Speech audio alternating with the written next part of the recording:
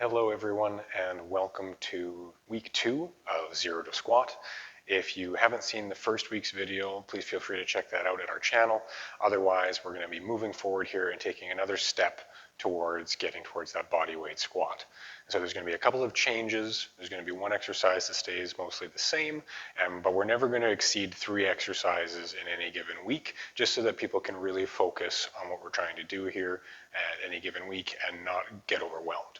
So first thing we're going to do is we're actually going to get back down onto the floor, or if those who have been doing it on the couch or on the bed, like we talked about last time, that's fine as well. Although when we get into the bridging exercise, it's really going to be beneficial if there is a spot where you can find that's nice and firm, and typically the ground is going to be our best bet. All right, so let's come on down to our version of the floor. Good, and get comfortable. And what we're going to do is we're going to go over the core engagement exercise that we learned last time. This one is going to be something that takes a little while longer for some people to get really the hang of. So it's going to stick around for a little bit longer here, even as we progress some of the other movements. So in this position, just to refresh people's memories, what we want to do is we want to think about 2 big factors. One is the tailbone, and one is the lower aspect of our rib cage. So for the tailbone, what you want to think about is bringing that up towards the ceiling to engage these lower abdominal muscles and to start to begin to flatten the lower back down onto the floor like so. The second thing we're going to do is we're going to take the lower rib cage right here and we're going to bring it down towards the belly button, remembering not to lift, not to crunch. We're not trying to roll over in any way. We're just trying to see if we can get both of these aspects to come together, creating a nice even tension top to bottom, flattening that lower back towards the floor. We're going to hold this for a count of 3 for each of the repetitions. So that, very similar, the same as what we did last time. From this position now, we're going to look at a new exercise. So this is something we didn't do last week, and this one's going to be a bridging exercise. It's best if you can bring the heels very close to the hips for this one. I'm just going to slide a little further down the mat so I can get them in line. If you've got a nice flat surface that you're working with, you should just be able to bring the heels close to you and just bring them as close as they're comfortable. But the closer to the hips, the more focused this is going to be for us. So try to find whatever fits you best. In this position, I want my legs, each knee, to be in line with its hip. So no knocking the knees together, no splaying the knees apart for the time being. We want them to be nice and parallel, in line with our own hip joints. We're going to start by doing the same core contraction that we've been practicing now since the first week, bringing that tailbone up, bringing those ribs down. And then from here, we're going to try to push evenly through both heels. And we're just going to lift the hips up towards the sky. Just like that, maintaining this connection from the tailbone and the ribs. And then we come down, when we get to the bottom, we can relax, we can let everything go. As you get more comfortable with the movement, what you may find is that you can do multiple repetitions with that same core engagement, but don't hold your breath. And if you need to relax in between reps so that you can reset and so you can catch your breath, please by all means do. There's no rush. So we squeeze that tailbone, pull it up, bring the ribs down, push through the heels, try to keep the weight relatively even on both sides. You may feel a bit of a pull through the front of your thighs on this, and that's okay. You really want to think instead about pushing through your hips, the back of your glutes here. If you can think about squeezing those muscles together, it should provide the right pressure down there and then come back down. If you're feeling a lot of pressure on the back during this, what you want to do is, first of all, make sure you've actually got the tailbone lifted and the ribs down. That'll help quite a bit.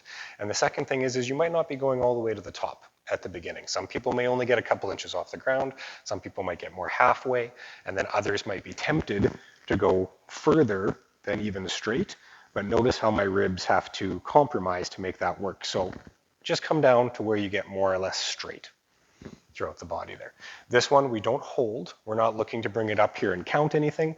It's a very smooth, controlled movement, just up and down like that. And we'll have the sets and reps at the end of the video, just like we did last time. Now we're going to work our way through a progression of that 4-corner standing that we did in the last video. So I'm just going to take off my shoes here and get onto the mat again for visibility's sake. As I mentioned last week, you don't necessarily want to start doing this on an unstable surface like a towel or a pillow or a mat at first. Usually a nice firm level floor is a very good place to start, but this way you can see me a little bit better. So from this position, we start just in our nice quiet standing position, thinking about getting that weight evenly distributed across the 4 points of our foot. So at the base of the big toe, the base of the little toe, and the outside and the inside of our respective heels. We want to see if we can get the pressure even throughout. You may feel a little bit of tension or a little bit of sensation in the ankles, the backs or sides of the knees, all the way up maybe even into the hips and into the front of the pelvis and the abdomen here. All of that is relatively okay as long as it's not something you consider painful. It might just be your body getting used to the idea of doing something a bit differently. So where this differs from the exercise that we did last time is that we're going to take this position now. I'm just going to come to the front of the mat. We're going to take this position and we're going to practice whether or not we can keep it as we actually move one leg forward. And it's just a small stepping motion. So if I take the foot and put it down like so, I'm trying to see if I can keep that pressure, all 4 corners, in the left foot as I move forward, and then on the right foot as I place it on the floor again. Can I make it take that weight in all of those places as much evenly as possible? And we do this either repetitions on one side, or we can alternate, trying to see how close we can stay to keeping those 4 points of pressure the same as we move. This is going to be very useful for us for future exercises and gives you something to think about other than just how still can I stand straight up and down. So again, this one is one that we don't hold. It's just smooth and controlled. So that's all the changes we're going to make for this week. So 3 exercises, the core engagement, the bridge, and the 4 corner stepping exercise versus standing exercise.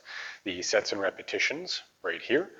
And so with all of these, take your time, try to feel the things that we talked about, because everybody's going to do this a little bit differently, but it's very important that you understand what's going on in your own body, particularly in the legs and whatnot that we're working on right now.